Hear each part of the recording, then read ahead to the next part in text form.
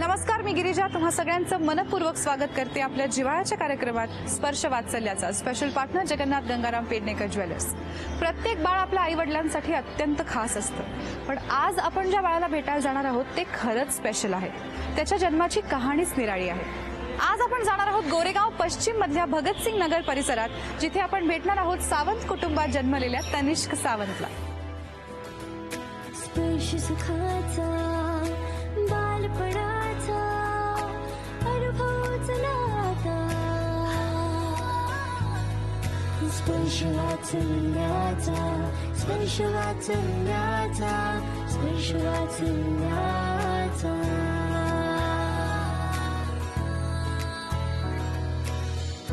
हाय तनिष्क। हाय तनिष्क, तुझा हेअरकट फारच छान आहे, फार कमाल हेअरकट आहे। ओके, आपली ओळख होईल हळूहळू, तोपर्यंत जाणून घेऊया हे सगळे तनिष्कचे कोण आहे। तुमच्यापासून सुरुवात करूया। मी तनिष्कची मम्मी। ओके, नाव सांगा। ओके, मी तनिष्कचा बाबा, माझं नाव राहुल। मी तनिष्कची आत्या नैना नावजी सावंत। मी तनिष्कची आत्या प्रणाली शरद सावंत। मी तनिष्कची आत्या अलका अशोक सावंत। ओके, मी तनिष्कची आजी वर्षा अशोक सावंत। मी तनिष्कची आजी शाळिनी नावजी सावंत। सगळ्यांची ओळख झाली आहे, आता गप्पा मारूया तनिष्कच्या आई बाबांशी। लव्ह मॅरेज की अरेंज मॅरेज? Arrange marriage. अरे वा, बघण्याचा कार्यक्रम झाला होता? हो, कुठे झाला होता? माझ्या गावी आणि माहेरी। बघता क्षणी पसंत केलं नाही नाही? मग काय झालं? म्हणजे 8 दिवस दिले होते मध्ये। 8 दिवस दिले होते? हो। मग त्या दरम्यान गप्पा मारल्यात? नाही, असं माझे आई वडील त्यांच्या आई वडील ह्यांच्यामध्ये गप्पा झाल्या। त्यांनी गप्पा मारल्या? आम्ही फक्त एकमेकाला दोघांनी बघितलं। बोलला नव्हता सुरुवातीला? नाही। लग्नानंतर पहिल्यांदा बोललात? काय सांग? नाही, लग्न ठरलं त्याच्यानंतर आम्ही बोलायला लागलो। अच्छा, लग्नानंतर किती वर्षांनी जन्म झाला तनिष्कचा? 3 वर्षांचं 3 वर्षानंतर। तेवढं थांबायचं असं काही तुमचं ठरलं होतं? प्लॅन काही केलं होतं? असं प्लॅनिंग केलं होतं आम्ही, परंतु घरच्यांचा 1 वर्ष ठीक आहे, हा, पण त्याच्यानंतर आग्रह सुरू झाला? झाला होता। बरं, सगळ्यात जास्त आग्रह कोणाचा होता? सगळ्यात जास्त आग्रह हिच्या आई वडिलांचा होता। आई वडिलांचा होता। बरं, आता तनिष्क किती महिन्यांचा आहे? आता तनिष्क 1 वर्ष 3 महिन्याचा झालाय। मला सांगा, गुड न्यूज कळल्यानंतर कसं सांगितलं यजमानांना, बाकीच्या घरच्यांना? मी गुन्हेच काढल्यानंतर 15 दिवस झाले। मी पहिलं आधी बोलली मिस्टरांना नाही सांगणार, आधी त्या आधी माझी सासू बसल्या त्यांना सांगितलं, आईने। आधी सासूला सांगितलं, सासूला नाही सांगितलं? नाही, मी बोलली आधी त्यांना सांगूया, नंतर मग मिस्टरांना सांगितलं। अच्छा, मग तुम्हाला असं वाईट नाही वाटलं की आधी मला का नाही सांगितलं म्हणून? नाही, कारण त्याच्या अगोदर 3 महिन्याची होती, त्यावेळेला मिसगाईड झालं होतं। त्यावेळेला मात्र असं त्यावेळेला मी असं सहज एका लग्नामधून येत होतो घरी, आणि आल्यानंतर हे घरचे सगळे रडत होते। म्हटलं काय झालं अचानक? तर नाही, 3 महिने होऊन झाले, असा प्रॉब्लेम झालाय, जो प्रॉब्लेम होतो तो प्रॉब्लेम व्हायला लागला। मग मी लगेच ऑन द स्पॉट डॉक्टरला फोन केला की बोलले डॉक्टर असा असा प्रॉब्लेम झाला। तर डॉक्टर बोलले टाइम लावू नका, लगेच हॉस्पिटलमध्ये घेऊन या। आणि आम्ही तिथे गेल्यानंतर मग ते मिसगाईड झालेलंच होतं सगळं। अरे अरे अरे अरे, मनामध्ये अशी दागदुगी होती की आम्ही असं म्हणजे सगळे घाबरलेलो होतो, आणि म्हटलं की सांगितलं आधी कोणाला सांगू नको। म्हणजे त्यांना मला विचारल्यानंतर मी सांगितलं की बाबा, त्यांना विचारलं सांगितलं का? तर हा बोलली। म्हटलं ठीक आहे, सांगितलं ना, मग त्यांना आधी सांगू नको, मला सांगितलं म्हणून मी असं सांगितलं होतं तिला। आधी म्हटलं सगळं व्यवस्थित, डॉक्टर वगैरे कन्फर्म होऊ द्या, कारण आम्ही ते पहिली वेळ घाबरलो होतो, आणि त्याच्यामुळे म्हटलं की डॉक्टर व्यवस्थित जोपर्यंत सांगत नाही ना तोपर्यंत आपण सगळं कोणाला सांगायचं नाही, बरोबर, असं मी ठरवलं होतं त्यावेळेला। पण मग कन्फर्म झालं सगळं, आणि या वेळेला सगळं छान होतं।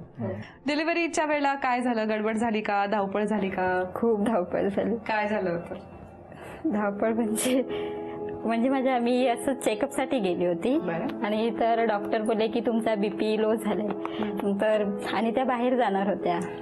हा, 9 महिने संपले होते। संपले तर मी बोलली की तुम्ही नाही आहेत ना, मग तुमच्याकडे ट्रीटमेंट केले तर तुम्हीच डिलिव्हरी करा असं सांगितलं।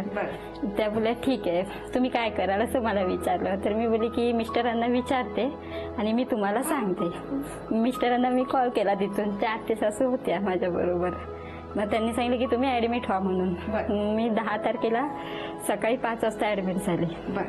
म्हणजे पोटात वगैरे काहीच असं दुखत नव्हतं, पेन वगैरे काहीच नाही। डॉक्टरने असा फॉर्म लिहून घेतला की तुम्हाला डिलिव्हरीसाठी नॉर्मल पाहिजे की असं सीझर वगैरे काही करायचं आहे, की मी बोलली नाही, नॉर्मलच झाली पाहिजे। असं सांगितलं. मग तो फॉर्म भरला आणि मग नंतर डॉक्टरकडे आम्ही ॲडमिट झाले. मी मग पुढे खूप मोठा किस्सा ते सांगते.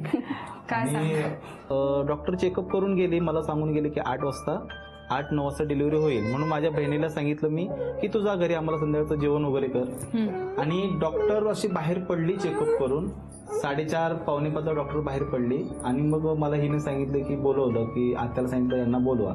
मी गेलो तिथे, त्यांनी विचारलं, म्हटलं काय का, तर ती बोलते मला वॉशरूम मध्ये जायचंय. म्हटलं ठीक आहे. आणि वॉशरूम मध्ये गेली ती. आणि वॉशरूम मध्ये गेल्यानंतर आम्ही बाहेर बसलो होतो. आता म्हटलं वॉशरूम मध्ये गेले ते येईल. आणि मग आत्या, मी, माझी दुसरी चुलत आत्या, आम्ही असे बसलो होतो तिथे. आणि 5 वाजून 7 मिनिटांनी ही बाळाला बाहेर घेऊन आली.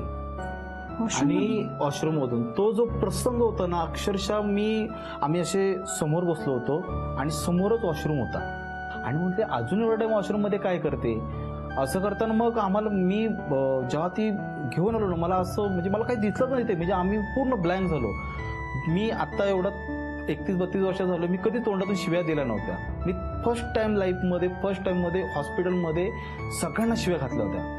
म्हटलं बाळाला आणि की माझ्या जर मिसेसला काय झालं ना, पूर्ण हॉस्पिटलला आग लावून टाकेल या लँग्वेजमध्ये. कारण जी सिच्युएशन होते ना, जे मी सांगू शकत नाही. म्हणजे आम्ही जे बघितलंय ना, म्हणजे ग्रेट आहे की तिनं ती काय केलं असेल ना, तिला माहिती. आम्ही तो क्षण बघितला ना. आणि त्याच्यानंतर मग लगेच 5:08 मी लगेच डॉक्टरला फोन केला, डॉक्टर तुमचा अंदाज चुकलेला आहे, माझी मिसेसची डिलिव्हरी झाली. लगेच मग डॉक्टरने काय केलं की ती लगेच म्हणजे ऑन द वे होते, लगेच गाडी रिटर्न घेऊन आली. आणि तिने जो सांगितलं, माझ्या 33 वर्षाच्या करिअर मधली पहिली घटना आहे. आणि मी त्या बाळाला घेतलं आणि ही बेडवरती होते आणि ह्या आत्या वगैरे तिथे सगळे बसलेले होते. मी त्या बाळाला ह्याला घेतला, तनिषला असा, आणि तिथे गेलो आणि तिघांनी आम्ही घटना रडायला लागलो.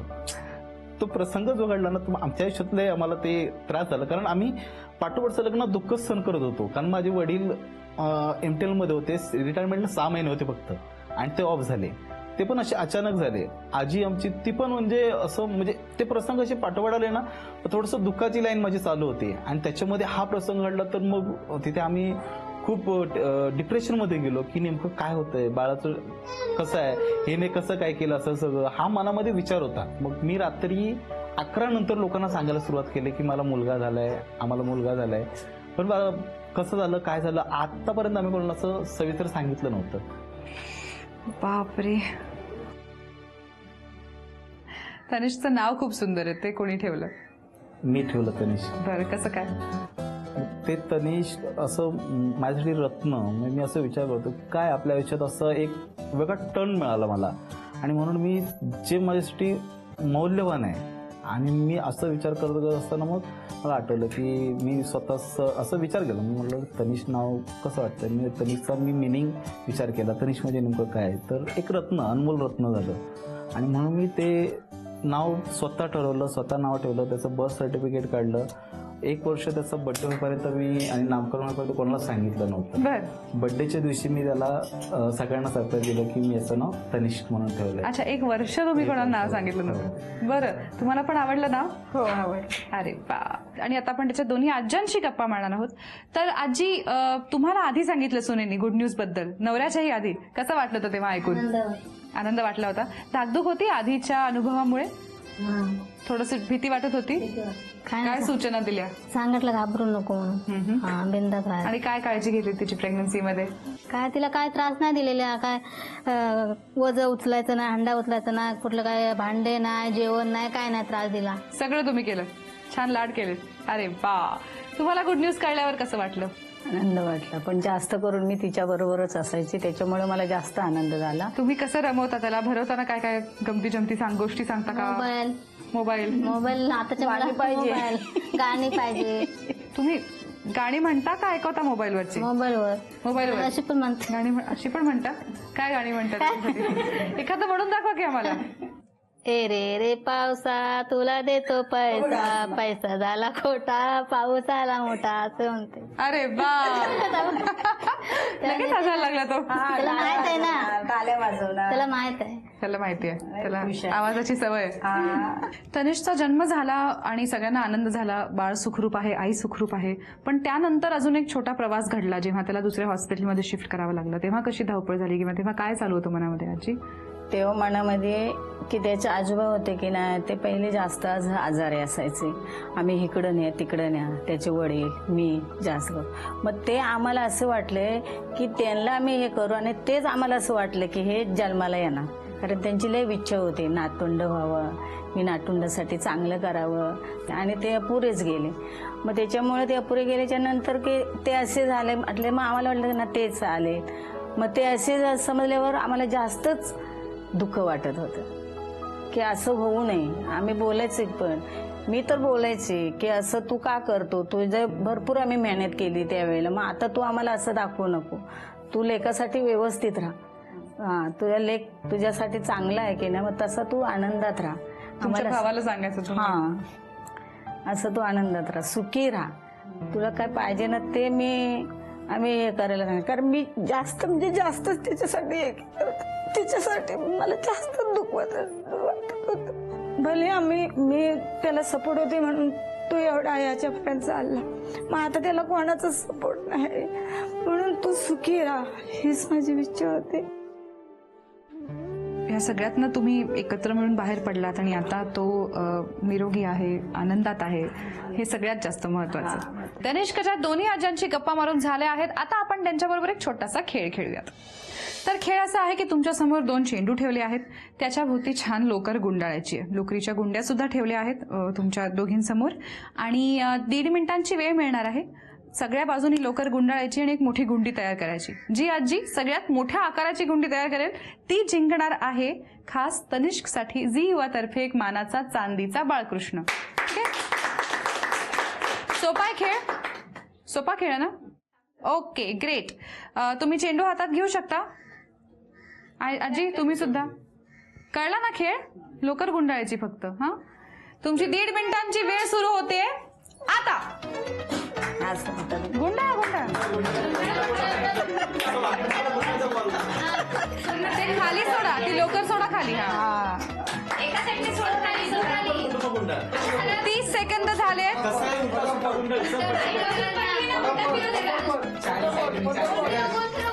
सगळ्या बॉल फिरवा, सगळ्या बाजूनी गुंडाळायचं. 1 मिनिट होत आलंय.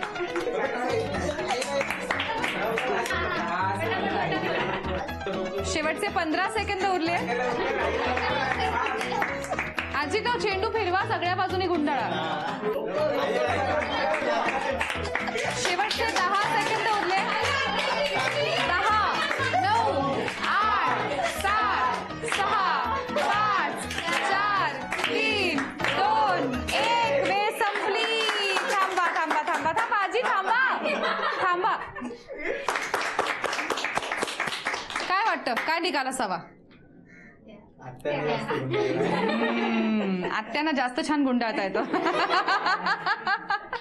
तर गुलाबी लोकर त्यांनी छान गुंडाळली आहे चेंडूवर, त्यामुळे आत्या तुम्ही जिंकलात. अभिनंदन.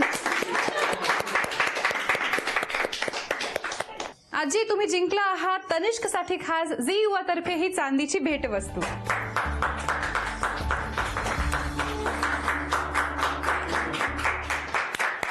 तर तुम्ही सगळे तनिष्कच्या आईबाबांना तनिष्कच्या बाबतीत जर काही सांगू इच्छिता, जे आजपर्यंत बोलून दाखवलं नाहीये किंवा मनात ठेवलं आहे, तर ते तुम्ही आता बोलू शकता. फक्त तनिष्कच्या आईबाबांनी प्रतिक्रिया या स्माइलीजच्या मार्फत नोंदवायच्या आहेत. बघून घ्या तुमच्या प्रतिक्रिया सगळ्या, आणि ते जे काही मनातलं सांगतील त्याच्यावर तुम्ही या स्माइलीजच्या प्रतिक्रिया द्यायच्या आहेत. कोणापासून सुरुवात आहे? सासूबाई. तनिषला आईबाप ओरडतात ना, तेव्हा मी त्यांना बोलते का ओरडायचं नाही. बर, हा, तुम्हाला आवडत नाही? हा, नाही आवडत. मग खूप रागवतात का ते? हा, एकदा रागवतात, एकदा हो. हा. मग तुम्हाला अजिबात आवडत नाही. मग तुम्ही लेकाला रागवता की हा. नाही? काय प्रतिक्रिया आहे? नमस्कार. तुमची? सेम. बहुतेक नाही रागवणार. आता रागवले तर मला सांगा, मी त्यांना दम देईन. ओके, अजून कोण काय बोलतात? तनीची आई आहे ना त्याच्यावरती लई रागावते, बर. ओरडते, ते आम्हाला अजिबात सहन नाही. आम्ही जर काही तिला बोललो ना की ती उलट आम्हाला बोलते, मग ते पण आम्हाला सहन होत नाही. तुम्ही तुमच्या मुलांना रागवलात का लहानपणी? लहानपणी म्हणजे तेव्हा एवढं रागलं, पण ह्याचा आम्ही लयच लाड करतो. पण तुम्ही तुमच्या मुलांना रागवलात ना, आणि मग आता तिने तिच्या मुलांना नाही पण रागवायचं. नाही, आम्हाला ते सहनच होत नाही. आम्ही जास्त खूप लाड हे करतो. बरं आहे, हे बरं लय असतं आमचं सगळ्या लाडाचं. आज्यांचं. आम्ही आमच्या मुलांना मारलं, रागवलं, पण तुम्ही तुमच्या मुलांना नाही नाही रागवलं. रागवायचं. हा. अरे अरे अरे, काय बरं प्रतिक्रिया द्याल याला? त्यांनी सगळ्यांना हातच जोडले. हे बघा, तुम्ही जे काय सांगताय ना ते सगळं छान आहे, पण ते त्यांना हवं तसंच करणार. सगळ्यांच्या मनातलं आपण जाणून घेतलंय. ओव्हरऑल तुम्ही जरा बाळावर थोडी चिडचिड करता असा सगळ्यांचा सूर आहे. काय प्रॉमिस कराल या निमित्ताने? तनिष्कच्या साक्षीने एकमेकांना काय बदल करणार आहात? हातात हात धरून प्रॉमिस करतो आम्ही. जरा बरे हात, त्याचा नाही हो, तुमचा, एकमेकांचा. तुम्ही एकमेकांना प्रॉमिस करायचंय. बोला, काय प्रॉमिस करता तुम्ही यांना? मी प्रॉमिस करतो बाळाला कधीच म्हणजे तनिष्कला कधीच ओरडणार नाही, रागवणार नाही, आणि ती त्याची स्वप्न पाहिजे आपण ते पूर्ण करण्यासाठी मी पूर्ण प्रयत्न करेन, पूर्ण करण्यासाठी माझं प्रॉमिस आहे. अरे वा. आई, काय प्रॉमिस करता? मी तनिष्कसाठी आतापर्यंत प्रयत्न केले तसेच करेन आणि त्याच्या पुढच्या आयुष्यासाठी त्याला चांगला सपोर्ट करेन. अरे वा. चला, तनिष्कच्या साक्षीने आईबाबांनी एकमेकांना प्रॉमिस केला आहे. आता त्यांच्याबरोबर एक छोटासा खेळ खेळूया. तर खेळ असा आहे की इथे तुमच्या समोर काही छान गिफ्ट्स ठेवले आहेत, त्या आपल्याला गिफ्ट रॅप करायच्या आहेत. साध्या रिटर्न गिफ्ट पॅक करायच्या, त्याला छानशी एक रिबन बांधायची आहे, आणि तुम्हाला 2 मिनिटांची वेळ दिली जाईल. 2 मिनिटांच्या आत तुम्हाला कमीत कमी 3 गिफ्ट्स पूर्णपणे रॅप करून त्याला रिबन्स बांधायचे आहेत. ठीक आहे, सोपा वाटतोय ना खेळ? पण आम्ही थोडासा कठीण करणार आहोत.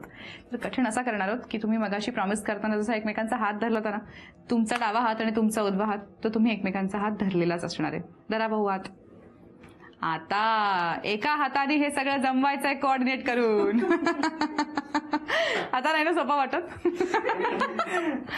तुम्ही 2 मिनिटांच्या वेळेत जर 3 किंवा 3 पेक्षा जास्त गिफ्ट्स नीट व्यवस्थित रॅप केले तर तुम्ही जिंकणार आहात तनिष्कसाठी झी युवा तर्फे मानाचा चांदीचा बाळकृष्ण. तयार आहात? हो. ओके, तुमची 2 मिनिटांची वेळ सुरू होते आता.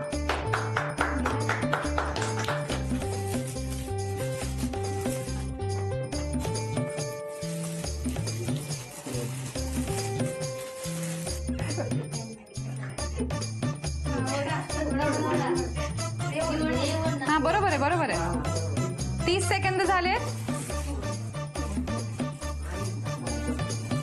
बघूया किती कोऑर्डिनेशन आहे चांगलं. ओके,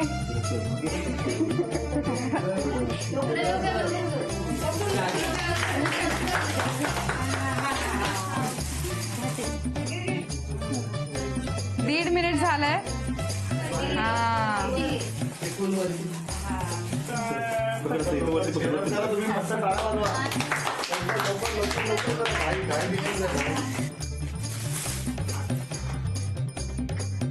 चला चला, शेवटचे 30 सेकंद राहिलेत. शेवटचे 10 सेकंद राहिलेत. 10, 9, 8, 7, 6, 5, 4, 3, 2, 1. वेळ संपली. काय वाटतं या गिफ्ट्स बद्दल? कशा पॅक केल्यात? पण 3 गिफ्ट्स पूर्ण पॅक केले आहेत, त्यामुळे तुम्ही जिंकला आहात. अभिनंदन. तुम्ही जिंकला आहात तनिष्कसाठी खास झी युवा तर्फे हा मानाचा चांदीचा बाळकृष्ण.